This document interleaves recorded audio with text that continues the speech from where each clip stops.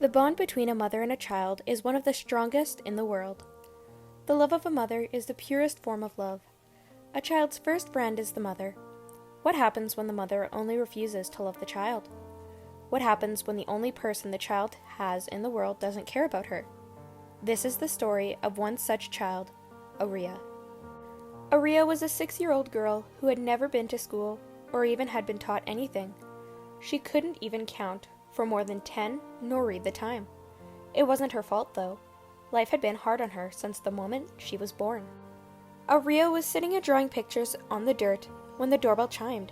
She ran to open the door and saw her mother. She was drunk and could barely walk again.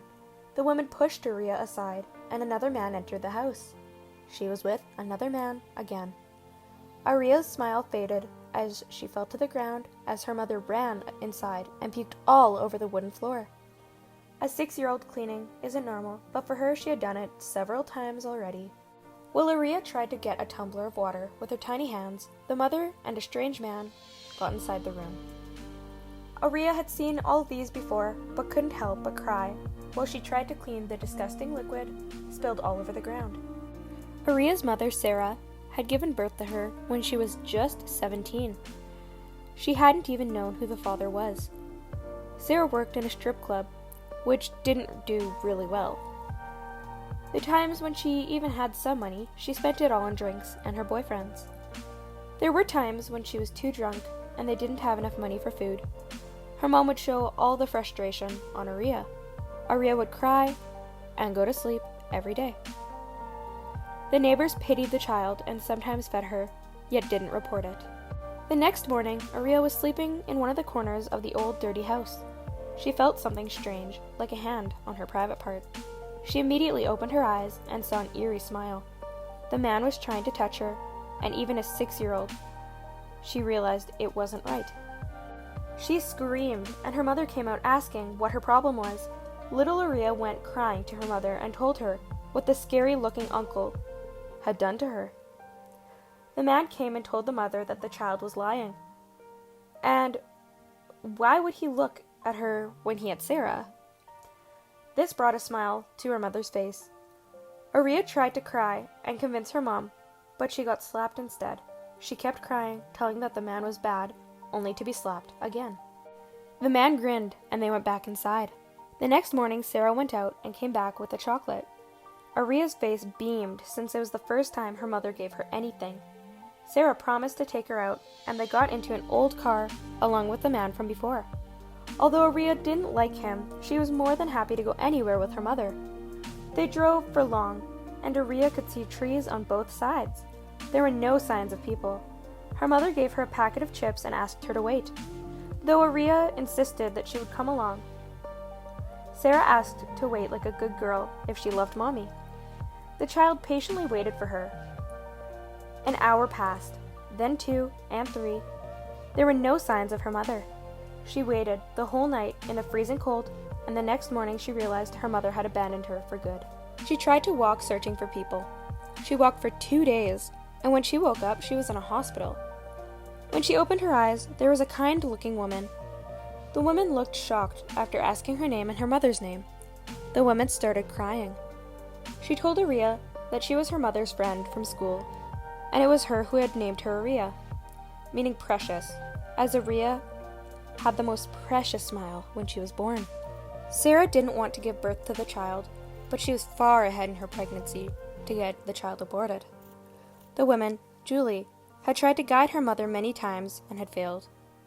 Her mother had cut her friendship with Julie as she didn't want her constant advice. Julie took Aria to her house, and both her and her husband, Matt, were more than happy to take care of her. She taught Aria how to read and write. She worked in Disney and once took Aria to her office. Her boss, who was searching for a new face for a movie, saw the 7-year-old Aria and instantly felt she was the right fit. Julie asked Aria if she wanted to do it, for which she immediately told yes. She would see the neighbor's TV from the window and would try to enact the scenes. The movie was an instant hit. The people admired Aria's innocent face and her charming acting. She was the nation's favorite and had offers piling up in a few months. Days passed, and it was a peaceful day in Aria's house. Julie went to get the door, and it was Sarah. Sarah entered and created a huge scene by how she had stolen her child. She cried, telling she was searching for her for months, and that she hadn't left her behind. Aria asked her mother if she was at least back by the night to the place that she had left her, for which Sarah lied to her face, saying yes. Aria knew her mother was lying, as the poor child had waited till the next morning. Aria refused to go with her, and Julie and Matt begged Sarah, telling how much they loved Aria and couldn't live without her. Sarah accused her of doing this for money, and that since they hadn't legally adopted Aria, she had to file a case against them.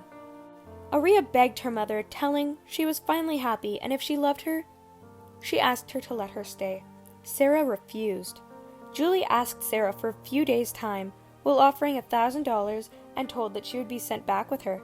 She left happily. They worried day and night about how to save her.